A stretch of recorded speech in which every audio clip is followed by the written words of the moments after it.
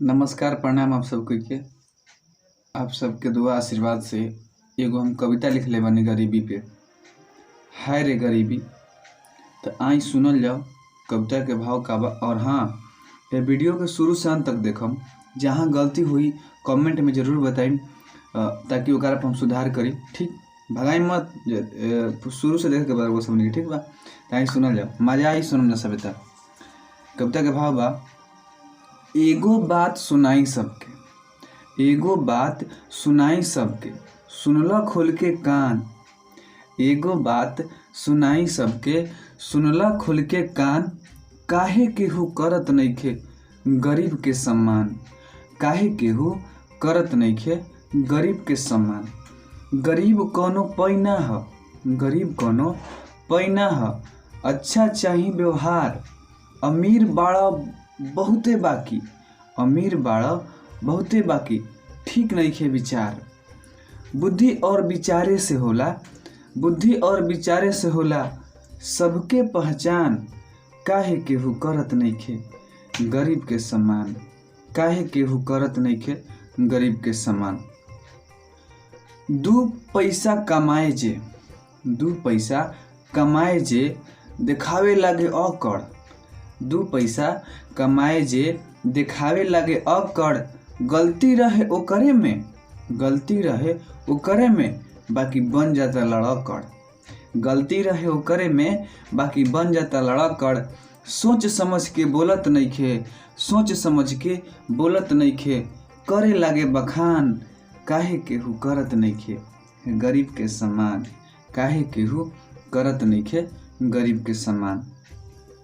Hospital में जाई चाहे, हॉस्पिटल में जाई चाहे आई हम बहाली से। हॉस्पिटल में जाई चाहे आई हम बहाली से। जे पैसा देवे, जे पैसा बीगे ओकर काम होला हाली से। जे पैसा बीके ओकर काम होला हाली से। हंसत खेलत जिंदगी के, हंसत खेलत जिंदगी के छीन लेता लोग मुस्कान। काहे केहू करत नइखे गरीब के सम्मान। काहे केहू करत नइखे गरीब के सम्मान। जे पढ़ेला 12 घंटा, जे पढ़ेला 12 घंटा ऊ ढोवेला टोकरी।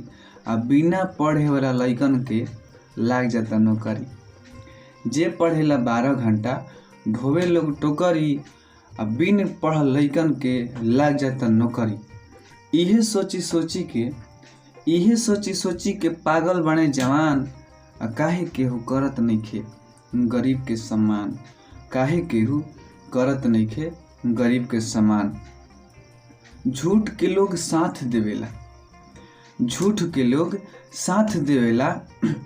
सच्चाई रहे अकेला, झूठ के लोग साथ देवेला। सच्चाई रहे अकेला। हे प्रभु तू खिलाव ताड़ा कैसन ई खेला।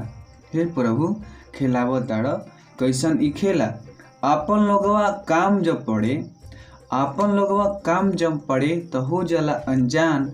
काहे केहू करत नइखे गरीबी के सम्मान।